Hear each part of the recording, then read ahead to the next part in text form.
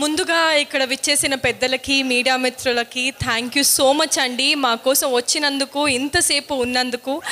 Firstly I want thank all the legendary directors who are here.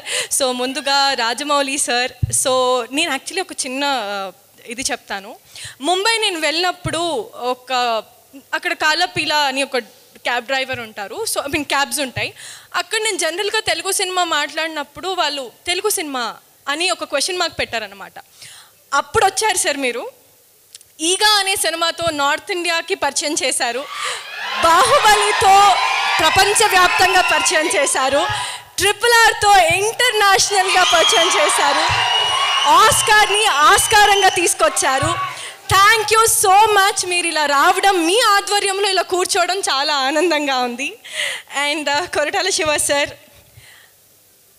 మీరు అర్థాన్ని అందంగా చూపించిన వ్యక్తి. మీరు ఒక మీనింగ్ఫుల్ సినిమాని ఎంత బ్యూటిఫుల్గా చూపించవచ్చో అది మీ దగ్గర నుంచే నేర్చుకున్నాము.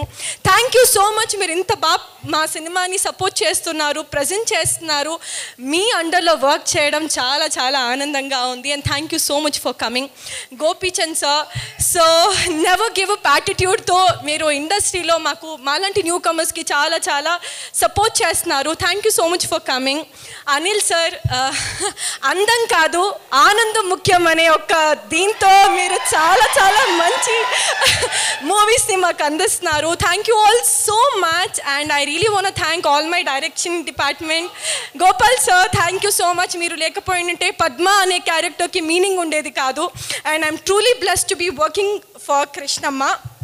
సో May 10th అండి, చాలా ప్యూర్ అయిన ఆనెస్ట్ అయిన సినిమా, ఇష్టపడి కష్టపడి తీసిన సినిమా మీ అందరి ముందు రాబోతుంది.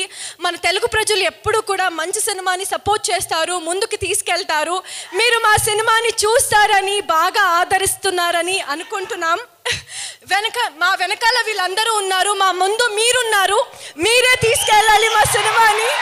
So thank you all. See you all on May 10th.